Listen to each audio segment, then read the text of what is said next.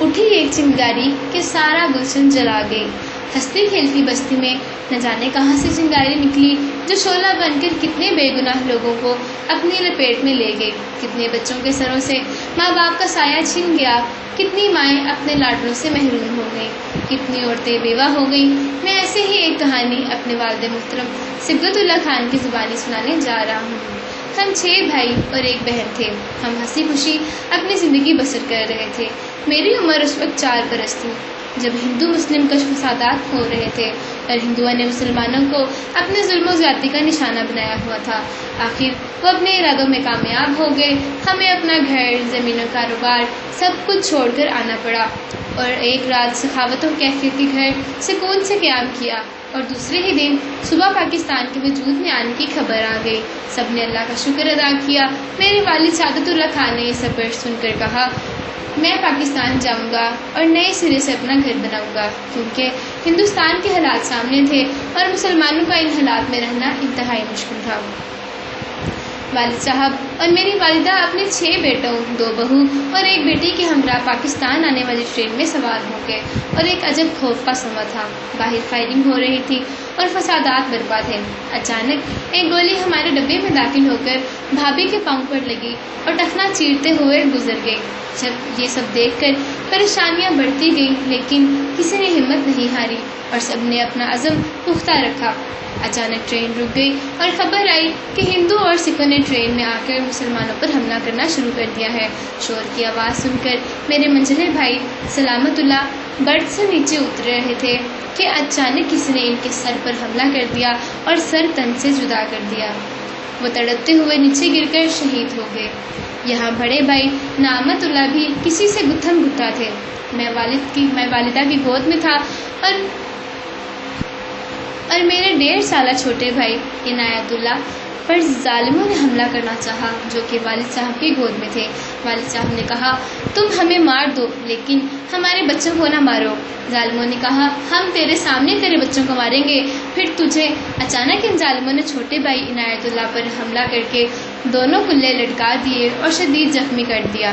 والد صاحب طیش میں آ کر ظالموں سے مقابلہ کرنا چاہا، مگر بچوں کی جان بچانے میں والد صاحب کے دونوں ہاتھ زخمی ہو گئے تھے اور کوئی ہتھیار نہ ہونے کے سبب بھرپور مقابلہ نہ کر سکے اور ظالموں نے والد صاحب کو بے دردی سے شہید کر دیا۔ بڑے بھائی نعمت اللہ یہ دیکھ کر اپنے آپے میں نہ رہے اور ظالموں سے تلوار چھین کر اس ظالم کا سر تن سے جدا کر دیا۔ بھائی نعمت شیر کی طرح ظالموں پر ٹوٹ پڑے۔ ان کے دل میں انتقام کی آگ لگی ہوئی تھی۔ ان کے ہاتھوں سے کتنے ظالم جہنم رسید ہو گئے اور اب ہمارے ڈبے میں کوئی نہیں تھا۔ بھائی سکون سے کھڑے ہوئے تھے۔ میں خون سے تھر تھا، لیکن وہ خون میرا نہیں بلکہ میرے اوپر لاشیں گر رہی تھی اور میں لاشوں کو دھکیل کر ان کے اوپر بیٹھ رہا تھا۔ میں ابھی تک صحیح سلامت تھا۔ پھر اچانک سکھوں کا ریلا دوبارہ ہمارے ڈبے کی طرف آ رہا تھا۔ بھائی نعمت اللہ ان کو دیکھ کر چھپ گئے، لیکن بھائی کو کیا پتا تھا کہ ان ظالموں نے انہیں دیکھ لیا ہے اور انہی کی تلاش میں وہ آئے ہیں۔ بھائی نعمت اللہ چونکا تلوار بازی کا فن حاصل تھا اور دہلی میں تلوار بازی کے استاد مانے جاتے تھے، اس لیے سکھ تلوار سے حملہ کرنے میں ناکام رہے اور دور سے ہی نمک کا تیزاب پھینک کر انہیں اتنا نڈھال کر دیا کہ وہ تلوار اٹھانے کی بھی طاقت میں نہ رہے۔ بھائی زخموں کی تاب نہ لا رہے اور ظالموں نے موقع پر بھائی نعمت اللہ کو تلوار سے وارد کر کے شہید کر دیا۔ میں یہ سارا منظر کچھ ہی فاصلے پر بیٹھا دیکھ رہا تھا کہ اچانک کسی نے میری کمر اور گردن پر بھالے سے وار کیا اور میں لاشوں پر گر پڑا۔ سکھوں نے دوسرے لوگوں پر حملہ کر کے انہیں بھی شہید کر دیا اور میں ان لوگوں کی لاشوں کے نیچے کئی گھنٹوں دبا رہا۔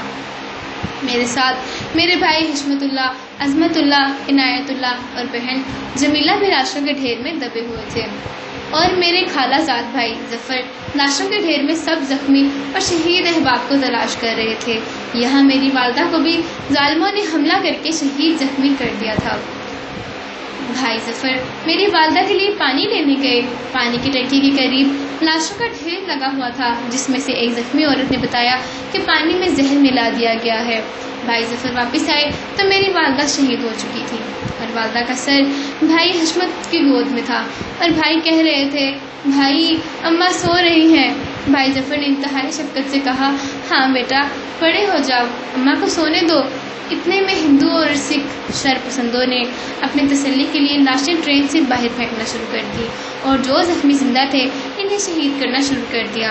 وہ ظالم ہم تک پہنچے ہی والے تھے کہ مسلمان فوج آ گئی اور سکھوں پر حملہ کر کے انہیں مار بھگایا، اور مسلمان فوج نے ہم 5 بھائی بہنوں اور دیگر لوگوں کو حفاظت سے منزل تک پہنچایا، مگر چھوٹے بھائی عنایت اللہ جو کہ شدید زخمی تھے وہ زخموں کی تاب نہ لا سکے اور وہ بھی شہید ہو گئے۔